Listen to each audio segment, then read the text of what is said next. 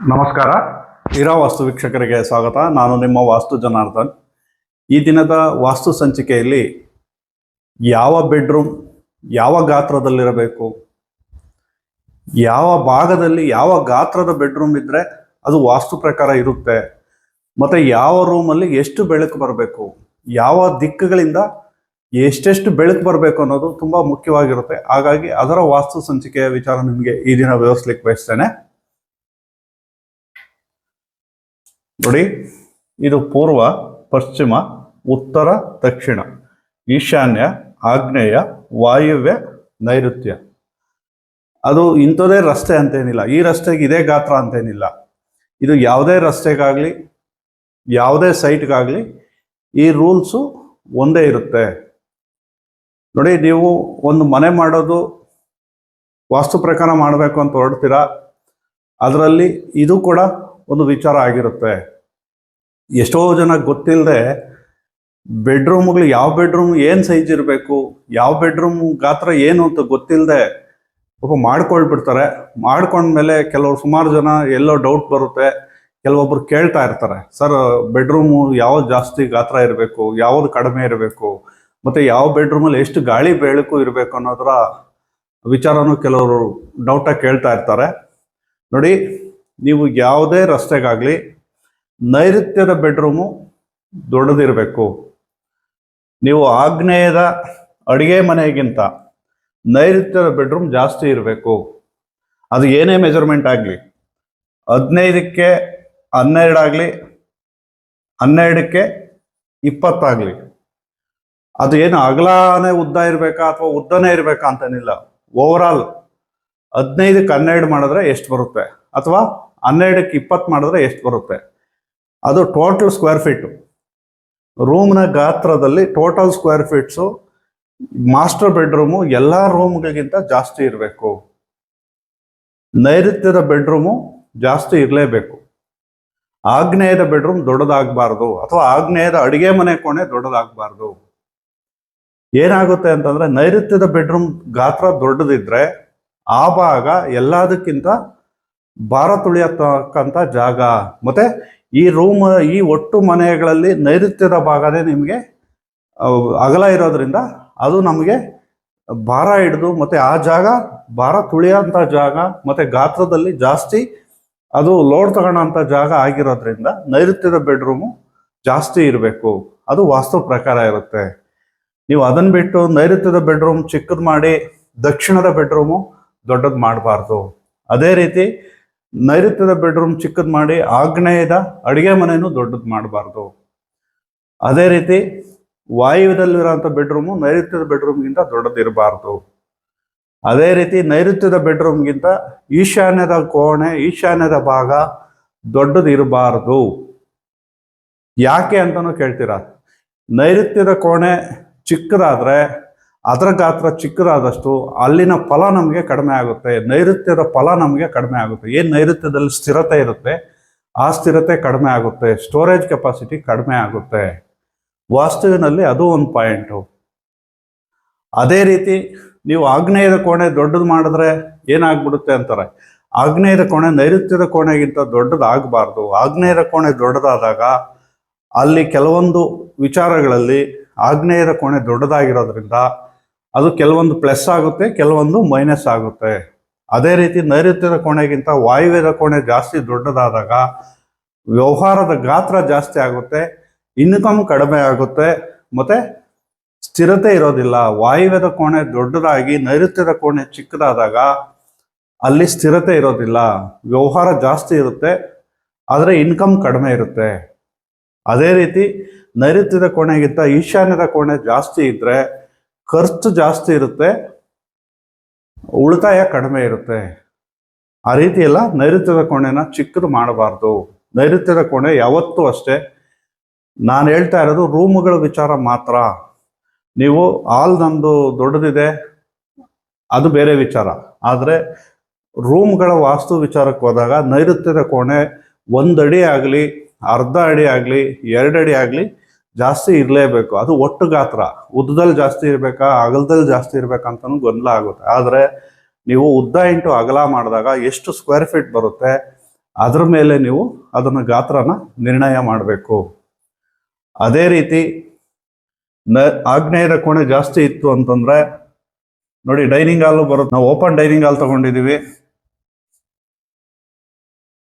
ನಮ್ದು ಆಗ್ನೇಯದ ಕೋಣೆ ಜಾಸ್ತಿ ಆಗ್ತಾ ಇದೆ ಅಂದ್ರೆ ನೋಡಿ, ಇದು ಡೈನಿಂಗ್ ಹಾಲು ಕಟ್ ಮಾಡಬೇಕು. ಆಗ್ನೇಯದ ಕೋಣೆಗೆ ಒಂದು ಆರ್ಚ್ ಮಾಡಿ ಮಾಸ್ಟರ್ ಬೆಡ್ರೂಮ್ಗಿಂತ ಆಗ್ನೇಯದ ಕೋಣೆ ಚಿಕ್ಕದೇ ಮಾಡ್ಕೊಳ್ಬೇಕು. ನೈಋತ್ಯದ ಕೋಣೆ ಗಾತ್ರಕ್ಕಿಂತನೂ ಈಶಾನ್ಯದ ಒಂದು ವರಾಂಡ ಟೈಪ್ ಮಾಡಿ ಈಶಾನ್ಯದ ಕೋಣೆ ಚಿಕ್ಕದಾಗ್ಲೇಬೇಕು.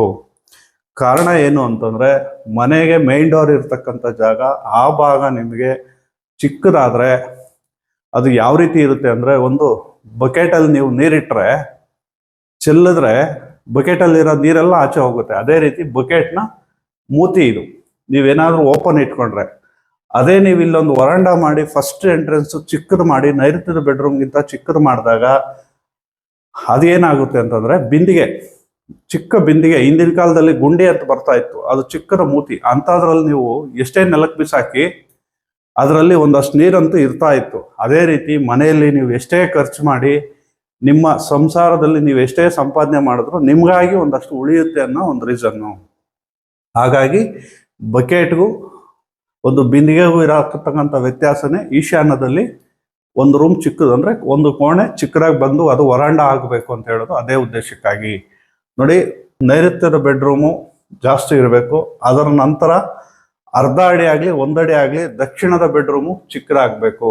ಅದಾದ ನಂತರ ನೈಋತ್ಯದ ಬೆಡ್ರೂಮ್ಗಿಂತ ಒಂದು ಸ್ವಲ್ಪ ಚಿಕ್ಕದು ಆಗ್ನೇಯ ಆಗಬೇಕು. ಆಗ್ನೇಯದ ಕೋಣೆಗಿಂತ 1 ಅಡಿ ಅರ್ಧ ಅಡಿ ಆಗಲಿ ವಾಯುವ್ಯದ ಕೋಣೆ ಚಿಕ್ಕದಾಗಬೇಕು.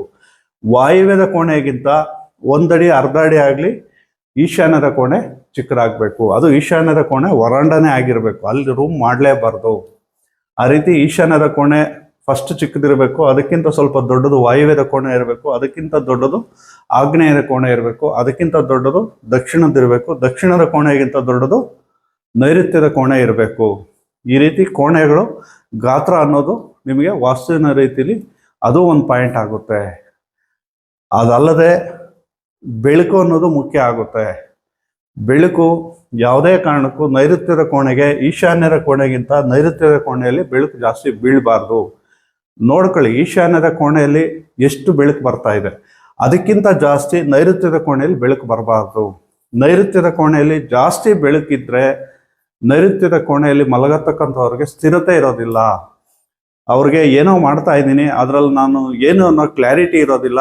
ಮತ್ತೆ ನಿಮಗೆ ಬರ್ತಕ್ಕಂಥ ಒಂದು ಆಲೋಚನೆಗಳು ನಿಮಗೆ ಎಲ್ಲೇ ಮೀರಿ ಇರುತ್ತೆ. ನಿಮಗೆ ಲಿಮಿಟೇಷನ್ ಇಲ್ಲದೆ ನೀವು ಏನು ಮಾಡ್ತಾ ಇದ್ದೀರಾ ಅನ್ನೋದು ನಿಮ್ಗೆ ಅರಿವೇ ಇಲ್ಲದೆ ಇರೋ ರೀತಿ ನೀವು ಬಿಹೇವ್ ಮಾಡ್ತಿರ್ತೀರ. ಹಾಗಾಗಿ ನೈಋತ್ಯದ ಕೋಣೆ ಬೆಳಕು ಕಡಿಮೆ ಇರಬೇಕು, ಈಶಾನ್ಯದ ಕೋಣೆಯಲ್ಲಿ ಬೆಳಕು ಜಾಸ್ತಿ ಇರಬೇಕು. ಅದೇ ರೀತಿ ನೈಋತ್ಯದ ಕೋಣೆಗಿಂತ ಆಗ್ನೇಯದ ಕೋಣೆಯಲ್ಲಿ ಬೆಳಕು ಜಾಸ್ತಿ ಇರಬೇಕು, ಆಗ್ನೇಯದ ಕೋಣೆಗಿಂತ ಬೆಳಕು ಜಾಸ್ತಿ ವಾಯುವ್ಯದಲ್ಲಿರಬೇಕು, ವಾಯುವ್ಯದ ಕೋಣೆಗಿಂತ ಜಾಸ್ತಿ ಬೆಳಕು ಈಶಾನ್ಯದ ಕೋಣೆಯಲ್ಲಿರಬೇಕು. ಯಾಕೆ ಅಂತಂದರೆ ಈಶಾನ್ಯದ ಕೋಣೆಯ ಬೆಳಕು ನಿಮ್ಮ ಮನೆಗೆ ಒಂದು ಪಾಸಿಟಿವ್ ತಗೊಂಬಂದು ಕೊಡುತ್ತೆ. ನಿಮ್ಮ ಮನೆಗೆ ನಾರ್ತಿಂದ ಈಶಾನ್ಯದಿಂದ ಪೂರ್ವದಿಂದ ಅಧಿಕವಾದ ಗಾಳಿ ಬರಬೇಕು. ನೀವು ದಕ್ಷಿಣದಲ್ಲಿ ಪಶ್ಚಿಮದಲ್ಲಿ ಈಶಾನ್ಯಕ್ಕಿಂತ ಉತ್ತರಕ್ಕಿಂತ ಅಧಿಕವಾದ ಗಾಳಿ ಬೆಳಕನ್ನ ತಗೊಳ್ಬಾರ್ದು. ಅದು ನಿಮಗೆ ಏನೇ ನೀವು ವ್ಯವಹಾರ ಮಾಡೋಕೆ ಹೋದ್ರೂ ನಿಮಗೆ ಅದು ಸ್ಥಿರತೆ ಕೊಡೋದಿಲ್ಲ. ಮತ್ತು ನಿಮಗದು ನೀವೇನು ಮಾಡ್ತಿರ್ತೀರೋ ಅದರಲ್ಲಿ ನಿಮಗೆ ಸಕ್ಸಸ್ ಕೊಡೋದಿಲ್ಲ. ನೈಋತ್ಯದ ಕೋಣೆಯಲ್ಲಿ ಬೆಳಕು ಗಾಳಿ ಜಾಸ್ತಿ ಬಂದಷ್ಟು ನೈಋತ್ಯದ ಕೋಣೆಯಿಂದ ನಿಮಗೆ ಲಾಸ್ ಆಗುತ್ತೆ. ಅಂದರೆ ನಿಮಗೆ ಸಾಲದ ಹೊರೆಗಳು ಜಾಸ್ತಿ ಆಗೋದು, ಅದೇ ರೀತಿ ಆರೋಗ್ಯದಲ್ಲಿ ವ್ಯತ್ಯಾಸ ಆಗೋದು, ನೀವು ಯಾವುದೇ ಒಂದು ಕೆಲಸ ಮಾಡೋದಕ್ಕೆ ಹೋದ್ರೆ ಸಕ್ಸಸ್ ಆಗದೆ ಇರೋದು. ಈ ರೀತಿ ಬೆಳಕು ಗಾಳಿ ನೈಋತ್ಯದ ಕೋಣೆಯಲ್ಲಿ ಜಾಸ್ತಿ ಬಂದು ಈಶಾನ್ಯದ ಕೋಣೆಯಲ್ಲಿ ಬೆಳಕು ಗಾಳಿ ಕಡಿಮೆ ಆದರೆ ನಿಮಗೆ ನಾನು ಏನು ಮಾಡ್ತಾ ಇದ್ದೀನಿ, ಏನು ಮಾಡಬೇಕು ಅನ್ನೋದರ ಒಂದು ಅರಿವಿರೋದಿಲ್ಲ. ಹಾಗಾಗಿ ಈಶಾನ್ಯದ ಕೋಣೆಯಲ್ಲಿ ಯಾವತ್ತೂ ಬೆಳಕು ಜಾಸ್ತಿ ಬರೋ ರೀತಿನೇ ವಾಸ್ತು ಪ್ರಕಾರ ಮಾಡ್ಕೊಳ್ಬೇಕು. ಇದೆಲ್ಲ ಒಂದೊಂದು ವಾಸ್ತು ವಿಚಾರ. ಗಾತ್ರದಲ್ಲೂ ನಿಮ್ಗೆ ಹೇಳಿದ್ದೇನೆ, ಅದೇ ರೀತಿ ಬೆಳಕಿನ ವಿಚಾರದಲ್ಲೂ ಹೇಳಿದ್ದೇನೆ. ಯಾವುದೇ ಕಾರಣಕ್ಕೂ ವಾಸ್ತು ವಿಚಾರದಲ್ಲಿ ಹೊಸ ಮನೆಗಳು ಮಾಡಬೇಕಾದ್ರೆ ಪ್ರತಿಯೊಂದು ಕೌಂಟ್ ಆಗುತ್ತೆ. ಒಂದೇ ಒಂದು ವಿಚಾರದಿಂದ ವಾಸ್ತು ಎಲ್ಲ ಸರಿ ಮಾಡೋದಕ್ಕಾಗೋದಿಲ್ಲ. ಅದೇ ರೀತಿ ನನಗೆ ಒಬ್ಬರು ಕಾಮೆಂಟ್ ಮಾಡಿ ಕೇಳಿದ್ದಾರೆ, ಸರ್ ಸಂಪು ಕರ್ಣರೇಖೆಗೆ ಬರ್ಬೋದಾ ತಿಳಿಸಿ ಅಂತ ಕೇಳಿದ್ದಾರೆ. ನೋಡಿ, ಸಂಪು ನೀವು ಯಾವುದೇ ರಸ್ತೆಗಾಗಲಿ ಯಾವುದೇ ಮನೆಗಾಗಲಿ ಕರ್ಣರೇಖೆಗೆ ಆ್ಯಕ್ಚುಲಿ ಬರಬಾರ್ದು. ನಮ್ಮ ಗುರುಗಳು ನಮ್ಗೆ ಹೇಳಿರೋದು ಕರ್ಣರೇಖೆಗೆ ನಾರ್ತ್ ಈಸ್ಟ್ ಕಾರ್ನರು. ಕರ್ಣರೇಖೆ ಅಂದರೆ ಏನು ಅಂತಂದರೆ ಮನೆಗೆ ಉತ್ತರ ಮತ್ತು ಪೂರ್ವ ಸೇರತಕ್ಕಂಥ ಮೂಲೆಯಲ್ಲಿ ಆ ಕಾರ್ನರ್ಗೆ ಸಂಪ್ ಹಾಕಬಾರ್ದು ಅಂತಲೇ ನಮ್ಮ ಗುರುಗಳು ನಮ್ಗೆ ಹೇಳಿರೋದು. ಅದರ ಅನುಭವಗಳು ನಮ್ಗಾಗಿದ್ದಾವೆ. ಆದರೆ ಕೆಲವೊಂದು ಚಿಕ್ಕ ಸೈಟ್ಗಳಲ್ಲಿ ವಿಧಿ ಇಲ್ಲದೆ ಮಾಡಲೇಬೇಕಾದ ಅನಿವಾರ್ಯತೆಗಳು ಬರ್ತದೆ. ಆವಾಗ ನೀವು ಕರ್ಣರೇಖೆನ ಸಾಧ್ಯವಾದಷ್ಟು ತಪ್ಪಿಸಿ. ಕೆಲವೊಂದು ಚಿಕ್ಕ ಸೈಟ್ಗಳಲ್ಲಿ ಏನೂ ಮಾಡೋದಕ್ಕೆ ಆಗೋದಿಲ್ಲ, ಕರ್ಣರೇಖೆನ ತಪ್ಪಿಸಿ ಮಾಡೋದಕ್ಕೆ ಆಗೋದಿಲ್ಲ. ಅಂಥ ಸಮಯಗಳಲ್ಲಿ ವಿಧಿ ಇಲ್ಲದೆ ಮಾಡ್ಕೊಳ್ಬೇಕು. ಹಾಗಂತೇಳಿ ದೊಡ್ಡ ಸೈಟ್ಗಳಲ್ಲಿ ಸಾಧ್ಯವಾದಷ್ಟು ಕರ್ಣರೇಖೆನ ತಪ್ಪಿಸಿನೇ ಮಾಡಿ. ಕರ್ಣರೇಖೆಗೆ ಹಾಕಿ ಮಾಡ್ತಿದ್ದಂಗೆ ಏನೋ ಆಗೋಗುತ್ತೆ ಅನ್ನೋ ವಿಚಾರಕ್ಕಿಂತನೂ ಕರ್ಣರೇಖೆಗೆ ತಪ್ಪಿಸೋದು ಒಳ್ಳೆಯದು. ಕರ್ಣರೇಖೆಗೆ ಹಾಕ್ತಿದ್ದಂಗೆ ಏನೋ ಆಗೋಗಿರೋದು ಆ ರೀತಿ ಆಗೋದಿಲ್ಲ. ಬೇರೆ ಎಲ್ಲ ವಾಸ್ತು ವಿಚಾರನೂ ಗಣನೆಗೆ ತೆಗೆದುಕೊಳ್ಬೇಕಾಗುತ್ತೆ. ಕರ್ಣರೇಖೆ ಅನ್ನೋದು ಕೆಲವೊಂದು ಜಾಗಗಳಲ್ಲಿ ಬೇರೆ ಎಲ್ಲ ವಾಸ್ತು ಇದ್ದಾಗ ಕರ್ಣರೇಖೆ ಅನ್ನೋದಂಥದ್ದು ಒಂದೇ ಒಂದು ವಿಚಾರ ಮ್ಯಾಟ್ರ್ ಆಗೋದಿಲ್ಲ. ಬೇರೆ ಎಲ್ಲ ತಪ್ಪುಗಳು ಇದ್ದಾಗ ಕರ್ಣರೇಖೆದು ನಿಮಗೆ ಕೌಂಟ್ ಬರುತ್ತೆ. ಹಾಗಾಗಿ ಕರ್ಣರೇಖೆಗೆ ಸಾಧ್ಯವಾದಷ್ಟು ಕರ್ಣರೇಖೆಗೆ ಬರದೇ ಇರೋ ರೀತಿಯೇ ಮಾಡ್ಕೊಳ್ಳಿ. ನನಗೆ ವಿಧಿನೇ ಇಲ್ಲ, ನಂದು ಚಿಕ್ಕ ಸೈಟು, ನನಗೆ ಆಪ್ಷನ್ನೇ ಇಲ್ಲ ಅಂದಾಗ ಕೆಲವೊಂದು ಸೈಟ್ಗಳಲ್ಲಿ ಬೇರೆ ಎಲ್ಲ ವಾಸ್ತು ಇದ್ದಾಗ ಆ ಕರ್ಣರೇಖೆ ಅನ್ನೋದು ನಿಮಗೆ ಮೇಜರಾಗಿ ಕೆಲಸ ಮಾಡೋದಿಲ್ಲ.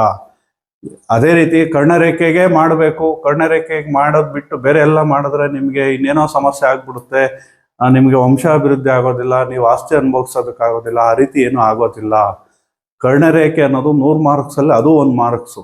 ಹಾಗಾಗಿ ಕರ್ಣರೇಖೆನ ಸೈಟ್ಗಳಿಗೆ ಆದಷ್ಟು ಎಷ್ಟು ಅವಾಯ್ಡ್ ಮಾಡೋಕ್ಕಾಗುತ್ತೋ ಮೂಲೆಗಳಲ್ಲಿ ತೊಗೊಂಡೋಗಿ ಹಾಕದೆ ಮನೆಗೆ ಡಯಾಂಗಲ್ಗೆ ಬರದೇ ಇರೋ ರೀತಿ ಮಾಡ್ಕೊಳ್ಳಿ. ಅದು ಬಿಟ್ಟು ಕರ್ಣರೇಖೆದೇ ನೀವು ಭಯ ಪಟ್ಕೊಂಡು ಕರ್ಣರೇಖೆ ಮಾಡಿಬಿಟ್ಟಿದ್ದೀನಿ ನನಗೇನೋ ಆಗೋಗಿದೆ ಅಂದರೆ, ನಮ್ಮ ಅನುಭವಕ್ಕೆ ಕರ್ಣರೇಖೆಗೆ ಹಾಕಿರೋವು ನೋಡಿದ್ದೀನಿ, ಕರ್ಣರೇಖೆಗೆ ಹಾಕದೇ ಇರೋವು ನೋಡಿದ್ದೇನೆ. ಕೆಲವೊಂದು ಜಾಗಗಳಲ್ಲಿ ಕರ್ಣರೇಖೆಗೆ ಹಾಕಿರೋವನು ನಮಗೆ ಏನೂ ಸಮಸ್ಯೆ ಕೊಟ್ಟಿಲ್ಲ. ಆದರೆ ಕೆಲವೊಂದು ಜಾಗಗಳಲ್ಲಿ ಕರ್ಣರೇಖೆ ಅನ್ನೋದನ್ನು ಕೌಂಟ್ ಬರುತ್ತೆ. ಆದರೆ ಅದು ಅಲ್ಲಿನ ಜಾಗದ ವಾಸ್ತುವಿನ ಮೇಲೆ ಅನ್ವಯ ಆಗಿರುತ್ತೆ. ಹಾಗಾಗಿ ಕರ್ಣರೇಖೆಗೆ ನೋಡ್ಕೊಂಡು ನಿಮ್ಮ ಸೈಟ್ ಏನು ಮೆಜರ್ಮೆಂಟ್ ಇದೆ ಸಾಧ್ಯವಾದಷ್ಟು ಕರ್ಣರೇಖೆಗೆ ತಪ್ಪಿಸೋದಕ್ಕೆ ಪ್ರಯತ್ನ ಮಾಡಿ.